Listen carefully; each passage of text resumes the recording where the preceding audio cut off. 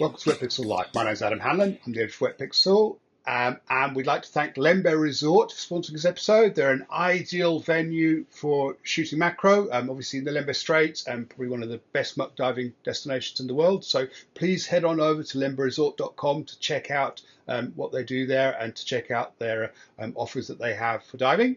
And I'm privileged again to be joined by the founder and owner of Nauticam, Mr. Edward Lai. Hello, Edward. Hey, hello, Adam. Good morning again. Good afternoon again. Obviously, Nauticam has produced a big range of underwater optics, and I thought it would be useful to get from the horse's mouth, from Mr. Lai himself, exactly what these optics do and how we can use these optics to improve the quality of our underwater images. So, Edward, would you like? Maybe we should. Maybe I'll be a bit more structured. Maybe we should start with macro. So, I believe that you have 4 macro lenses. Is that correct? Yes. Okay. Yeah. So, over to you, sir. Where would you like to start? Well, maybe from the first product, the first one that I designed that we start shipping was the SMC1. At that time, we were trying to cater for people that shoot super macro, something like 2:1 or a little bit more than 2:1 with really superior quality. Yep. And normally for that, people use the Nikon 105 or the Canon 100. So the first lens, the SMC1, was designed for that lens. Right. And the maximum magnification from that lens is something like 2.2 to 1. Right. Is for that kind of range. Yeah. And then after that, people want a solution for the compact camera, or something that can work with a 50 or 60 mm macro for the full frame. So we make the CMC1, the compact macro lens that is good for compact camera and 60 mm macro lens. Actually, that goes also quite well with the micro four thirds system. Because I've used it a lot with crop sensor. So I've used it a lot with the D500 with the APS-C sensors, and I think it works really, really well. So CMC it's not just compact cameras. It would be micro four thirds crop sensor cameras, but not really full frame. Am I right in saying that? Is that the right way of describing it? It can also be good for the full frame up to the 60 mm macro. Okay. So it's the lens. Yeah. Okay. All right. Yeah. Cool. So then obviously we've got SMC2. What does that do then? Well, after the SMC1, still people want more. So for short while, actually we have made a multiplier for the SMC1. So the SMC1 plus the multiplier, I think, can get up to more than 3:1 macro. But the problem is that it's too complicated and the working distance is quite short. I remember like 17 or 18 mm. So we decided to make a better super macro lens. So that is the SMC1. You can get a maximum of 4:1 macro. That's SMC2, sorry. 2. Sorry, yes, SMC2.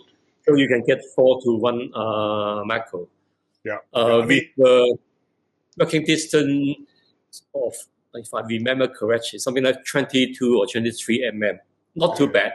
Yeah, I mean, this is the kind of option that you can pick out individual rhinophores on a nudibranch. You know, that's the sort of magnification you're looking at. Again, just to emphasize, what lens is it designed to work with, though?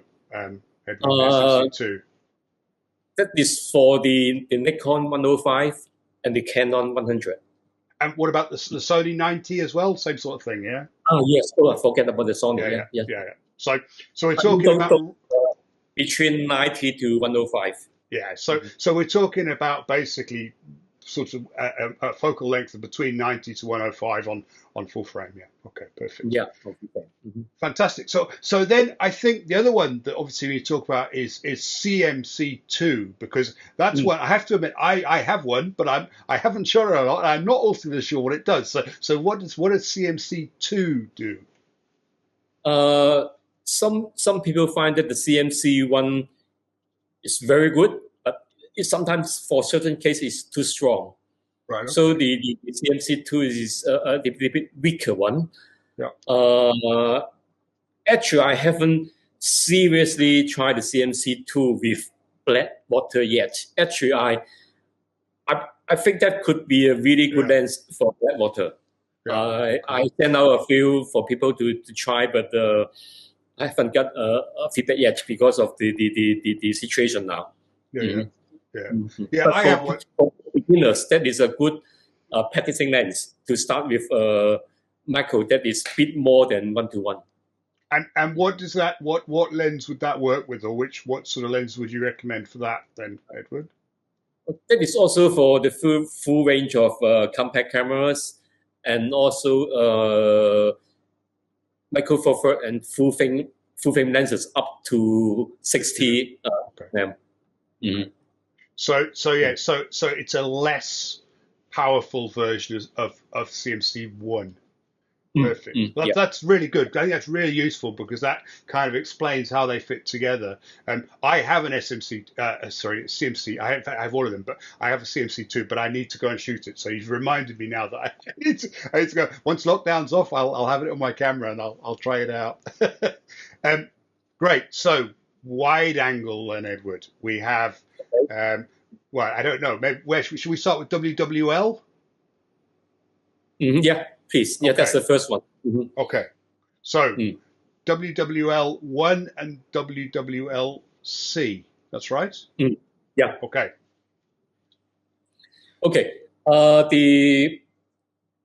Initially I designed the WWL1 for compact cameras because at that time that was the biggest market. People.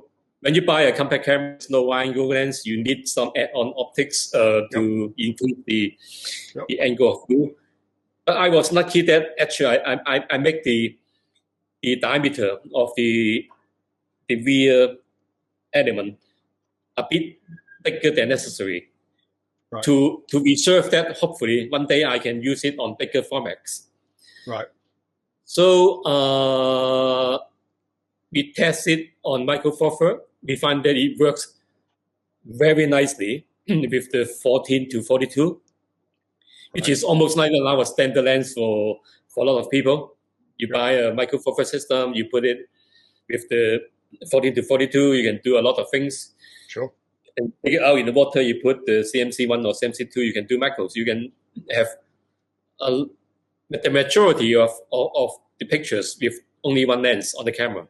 Yeah. So that is the advantage of the WWL1. And recently, yes, please. Which focal length does WWL1 work with then? What's its optimal focal length when it's on the lens? Oh, that is a really, really good question. Actually, in the early days, for the compact cameras, the 28 mm equivalent was the standard. I mean, I remember in the early days, for example, the Canon S100, S120, S1 something, they all have something like 28 to 70 or 28 to 100. So at that time, when I start design the WWL1, 28 mm equivalent was like the standard. So that was the market. So with a 28mm lens on the camera, what sort of field of view do you get from WWL1 then? It widened the 28 mm equivalent angle of view to 130. 130 degrees. So the 28 mm equivalent is like 75 degree. diagonal. So from 75 to 130. Wow, it's a big difference. Like, makes it a proper wide angle, doesn't it? You know, for underwater, that's significant difference. And and so okay, so then we got WWL1, which is designed for 28mm, but obviously it crosses over into micro four thirds. What about WWLC, which is a relatively new lens? Yeah. Yes, it in the last 2 or 3 years, we start to find that the camera companies improved the compact. So most of them now they start with a 24mm equivalent lens. So it's quite inconvenient that when you jump in the water, you find that the lens on the camera is too wide for the wet lens. You have to zoom a little bit to eliminate the vignette. And you know, for the compact camera, sometimes it's quite difficult to zoom exactly to 28mm. Sometimes you press a little bit too long, become too narrow. So I was thinking, if we can make a wet lens that start with 24mm, then people don't need to zoom. The first moment they get in the water, it is right for the widest angle. So that was the idea of the WWLC. Compact. C stands for compact, yeah? Yeah, it's a compact, the word compact also mean another thing. The WWLC was designed like almost 4 years after the WWL1. And I myself improved a lot. Right. I've been able to take away the dome element. Right. Of and that's an optical solution that you've designed. Yeah. Wow. So if you compare the WWL1 and WWLC, you find that the WWL is much shorter, more compact. And the advantage of having a lens without the dome is that actually you can get closer. Of course. Which is always a good thing. Yeah. Actually, if you shoot a close focus wide angle, the effect is much more profound because you can get distances. Much that closer. Makes a lot of sense. Very good. So continuing with wide angle for a minute, shall we talk about WACP? Now, WACP stands for Wide Angle Conversion Port. Am I right? Yeah. So it's not a corrector port; it's a conversion port. Both correct and convert. Okay, actually it's both. Yeah. Okay. So how? Well, maybe I should first of all. You obviously talk about WWL. WWL1 works well with compacts. It works well with micro four thirds. Why would someone? What makes a difference between using WWL and using WACP? When should we make the change from using one to the other? First of all, for a few exceptions, maybe I can talk about the exception later. Yeah, sure. Except for 1 or 2 cases, actually the WWL1 or WWLC actually is too small for bigger cameras, for full frame or for medium format. Simply that the rear element is too small for big lens. So you need a bigger lens for bigger sensor. So what is that crucial distance, Edward? What's that crucial diameter that you need that works with WWL? Or sorry, when do you need to go from WWL to WACP? Is it 40mm, 45mm? What sort of size is it? Even the 16, for example, there are quite a lot of 16 to 35 zoom lenses. But that's not a good case. I was thinking more in terms of the actual. So in terms of the exit pupils on the lens. So what size diameter does that need to be to go from WWL to WACP? It's something like 60 mm. For any lens, that the front element is bigger than 60 mm, you 60 mil. certainly Okay. have to go to the WCP 1 or 2. Okay. Mm-hmm. All right. Because you have to imagine that the angle from the wide angle lens is quite wide. Even a few away from it, you need a big lens to accommodate the angle of the ray. Because the rays have to come through the conversion lens into the actual camera lens, and if the back of the conversion lens is too small, there's not enough angle to accommodate those light rays. I think that's. Am I right in saying that? Is that getting it right? Yeah. So as lenses get bigger, which they inevitably or nearly always do with bigger cameras, that's when we need to move from WWL to WACP. Perfect. Okay. Yes. So I remember, a few people, for example, Alex Buster.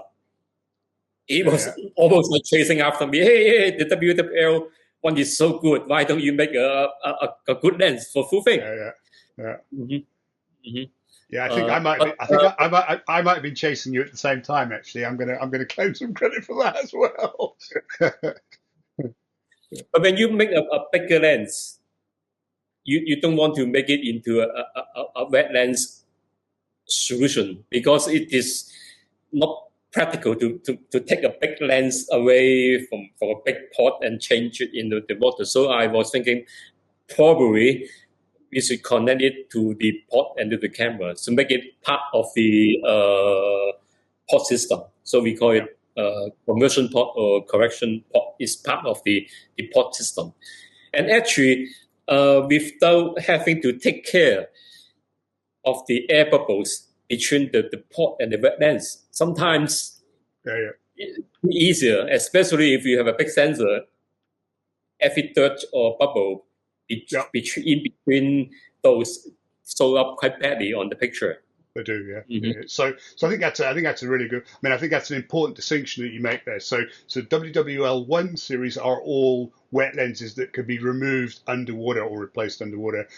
WACP are both actual ports themselves. So once it's on the camera, while you're underwater, it stays on the camera. You can't take it off. And if anyone's actually ever used, particularly either WACPs, as you say, with their big, relatively heavy pieces of glass, they have to be, and you don't really want to be taking it on, put it off again. It would be a nightmare. Absolutely.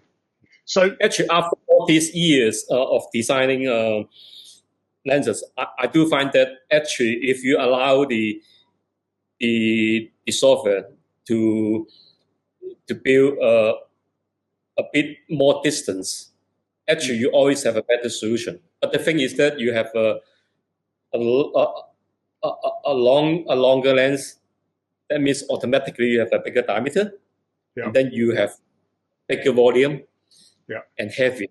So that is why when you look at those very famous lenses, for example, the size 50 mm f1.4 or the 28, they are so big because they allow, because for them the price is not an issue. So if they want to make a good one, they allow the lens to be bigger and then longer, and automatically it's heavier and more expensive.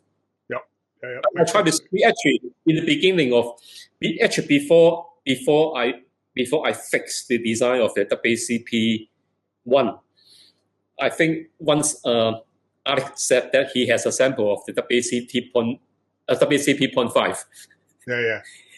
We have a smaller one. I sent him that one. He was not 100% happy. He said, "Hey, Albert, it is good. I never have a wide angle solution that good. But if you can make it even a bit better, that's better." And for that lens, his comment was that he can shoot at f8. And feel good. What about if you can make a lens that can shoot really, really well at f5.6? And then I have to go back to the computer. I allow the lens to be a bit longer and then become bigger and heavier, and then become the now WCP1. And then approved that. He said, that's good. That's good enough. Now this is good enough. Absolutely. Well, WACP, I mean, I shoot WACP1 and I quite often shoot it here in the UK. And, I'll shoot it at f4. Okay, at f4, it's not optimum, but it's very, very good. And to shoot with that at that angle of view on a full frame camera, high resolution full frame camera at f4, I mean, as far as I know, there's no other lens solution that will provide that. So, I mean, it's an amazing piece of gear. Yeah. So, WACP2 then, Eric, Edward, where's that come from? Okay. For a lot of people that plan to buy the WACP1, still they have questions about why this lens only work with the old zooms that's available, like the old 28 to 70. It's so difficult to explain to them that actually you need a good conversion lens and not a super good lens behind it, because it doesn't count that much. But still people want, what about if I have a modern lens? I want a good conversion lens. That's the beginning of designing a lens for the modern lenses, especially in the mirrorless age. I've done a lot of research. I know that Nikon is going to have a 14 to 30, and Canon is going to have a 15 to 35. Right. So I was thinking of how we can make use of those new lenses. They are much more compact compared with the old lenses. And if you use it on the mirrorless system, you don't need the extra adapter. So the whole system can be much more compact. But then I have to design, I have to start with a much wider angle. For example, the 14 mm on full frame is 102 degree. Wow. So I have to start with the angle. So that's your entry, people. Angle, automatically, the WACP2 become quite big. And in order to save money, the element actually is from 230 mm dome port. Oh wow! Okay, there you go. So we don't have to invest extra money to make the first element. Right. And actually, that make it actually less expensive. Yeah. But still, the internal pieces are so big. That is why costs us quite a lot to make that. I heard a rumor that at one point you couldn't actually get the glass for it. Was that right? Was that a true story? Yep. Because of the material you pick, and because of the thickness and the diameter, it is not a ready available glass. Actually, we have to order the material from Japan. There you go. And sometimes it's 3 to 4 months to get the material. So the advantage of WACP2 of WACP1 is, first of all, it accommodates some of the more modern lenses, particularly mirrorless lenses. What about optically? What's the difference between what sort of image does WACP2 produce compared to WACP1? It is better in number terms. In number terms, it's like 20 to 25% better from EMWL test. Actually, starting from 5 or 6 years ago, we use EMWL test both in our research stage and in our QC stage to verify the design and also to control the quality of all the lenses we make. So the advantage is that we can use EMWL test to prove the design, and from the measurement, the lens is just better. And in the field test, the quality of the picture shooting at f4 is as good as WACP1 at f5.6. So it's about one stop better. Gained a full stop. Yeah. Okay. And I think that's a good comparison, isn't it? So someone I mean, the downside is WACP2 is quite a lot heavier and bigger and more expensive. That's so if your ultimate goal is image quality, that's the way to go. That's Image is also compromise. a bit wider. Okay. If you use it with the Nikon 14 to 30, Yeah. you get a wider angle at 140 degree. Right. As opposed to 130. Yeah. So yeah. 140 is actually it's quite noticeable when you compare the two pictures. Yeah. I remember seeing it at DEMA, and obviously that's in air rather than on land, but you could see the difference, certainly. Yeah. Okay, so let's go sideways a little bit. MWL1. That's right. Have I got that right? MWL1? Oh, yeah. I almost forget about that. Okay. Yeah. Mm-mm-mm. So what does that do, Edward? That was from the request of the market. The thing is good that for compact camera, you can always put the add-on wide angle lens on it, and then you shoot wide angle with conversion lens. Yeah, with a compact lens or with the micro setup. So what about the full frame? Can you make a lens that when you have a macro lens on the camera, you put it on and it become wide angle? So that is the EMWL.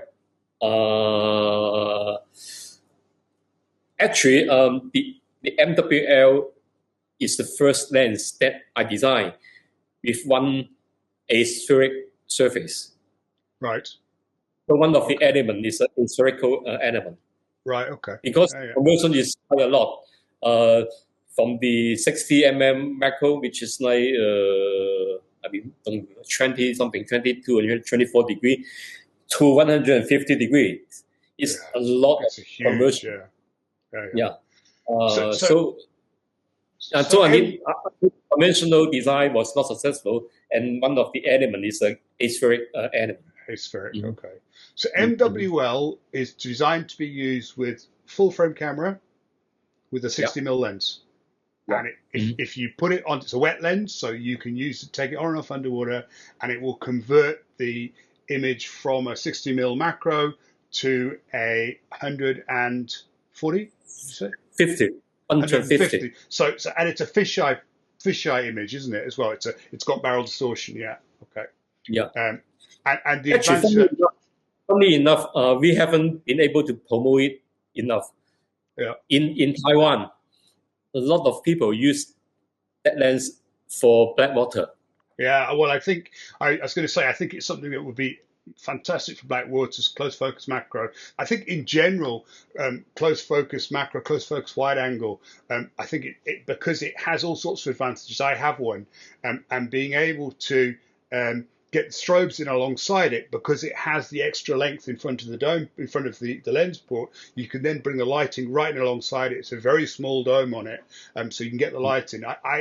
Again, it's one of the lenses that I think I plan to use a lot once we can all travel again. So I think it's very, very exciting for wide angle macro, close focus wide angle, and obviously that would tie directly into Blackwater. Yeah, I'm convinced that it will be a great tool for Blackwater.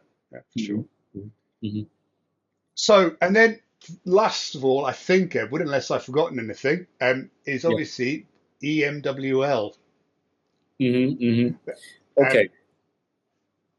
After the success of the EMWL, which works with a 60 mm macro lens in front of a full frame, people ask, what about if I have a 105 macro lens on the camera and I want to shoot my angle?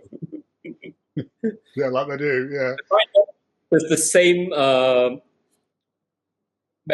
same method won't work. I try very hard to design a conversion lens or a wet lens for the 105. It wasn't successful because the conversion is too much. So I was thinking about probably another solution. If I make a probe lens, and because we focus on an intermediate image, probably I can converts it. using with a 105. Yeah. So just as an exercise, in the year 2018, I designed one-piece prop lens. I think we sold this in the Dima show. Yeah. In the 2018 Dima show. But that was one. Yeah. It was an 8X as well. Yeah. Oh yeah. I wasn't sure about whether it can become a product, because I think there must be something I can do further with it, because it's a one-piece design, and then it's only one angle of view. So after a few months, I was thinking probably I can separate the parts. If I separate the parts, maybe I can make different focus unit, so that people can use different lenses on the camera, or even different camera format.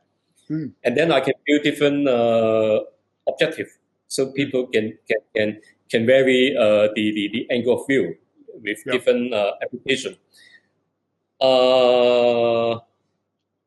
And then to go a bit even further, I was thinking, what about if people can change all this underwater? That is even better. You can play 2 or 3 or 4 different objectives in the water, and then you can have different angle of view and different effect. So that was the idea of the EMWL. And of course, you get this amazing. I have an EMWL. I must, and I'm sorry, but I haven't managed to shoot it nearly as much as I'd like. We know why. But as soon as we can travel again, I'll definitely have it underwater and be using it a lot. But there's no doubt you can literally. This is a lens you can go in the water with a 105mm on your camera, on a full frame camera. Go in the water with it, and you can dismount the whole lens. You can put the whole lens back on. You can change the lens elements. You can shoot the variety of lens elements. It's actually an incredibly versatile solution, but it also creates this amazing perspective in that. And this is something I haven't managed to exploit really to a great deal yet, but this whole idea of getting right down into the sort of the critter or the animal or the subject field of view. And I think that it just creatively offers a whole bunch of new opportunities. And I'm pretty sure that what we're going to see is, when we're looking online or we're looking in the competitions, once we can all travel again, this is going to be one of those things that you're going to see out there getting placed in competitions, getting talked about, because it's just something so different, so exciting. Yeah, it's a fantastic piece of gear. Actually, the lens was finished in May of last year. Wow. So unfortunately, when the lens was finished, we already started to have the COVID-19 all over the world. But I especially came back to China to complete the design of the lens during the time. Even under this situation, actually we managed to sell quite a number of these lenses. Well, I think people enjoy this kind of special effect. I think it's going to be very. I have to say, I think one of the problems I think we'll have with it is I think everyone, you'll see a lot of it, and it'll be one of these things that for a while there'll be a lot of imagery, and then everyone will go. It'll get a little bit boring maybe, but then it will come back. It'll go up and down. It'll be one of those things that we get in like a trend that we'll get for a while, and then but it will come up, and it's a fantastic tool in our armory. I have so many different kinds of pictures in mind that I want to shoot with the lens. Yeah, me too. Yeah, I'm very excited. You mentioned how many elements it got in it, Edward? You mean inside the lens? Yeah. If I can remember correctly, I think for the focus unit, there are like 7 elements, and then the what we call it, the center part, the relay lens, 14. So 21. The is like 9 to 11. So I mean, the average camera lens has what, maybe 8 elements, and this has anything from 30 elements, 30 plus elements. Incredible. Yeah. Yeah. Incredible Yeah. So achievement. you're imagining you are shooting through 40 plus pieces of glass with this lens, but still very bright. Yeah, it is. Yeah, absolutely. Yeah. Actually, for the whole lens, the loss of light is for the 130 objective is less than half stop. Wow, incredible. So if you're having a 105 f 2.8, this is just like f 2.2. Yeah. It's still very, very bright. Yeah, incredible. And that's you can still have very slow depth of view if you use a big aperture, because fantastic. The whole design is based on a big diameter and big aperture, so that the loss of light is minimal. Yeah. Mm-hmm. Mm-hmm. That's been fantastic, Edward. Thank you. I'm gonna. I think we could probably carry on the discussion for a long time, and I think we probably should bring it to a close here. But I'm hoping that that's helped people to understand your products a little bit better, particularly obviously the optical products. It's a fantastic range of products. Thank you so much for sharing your time with us.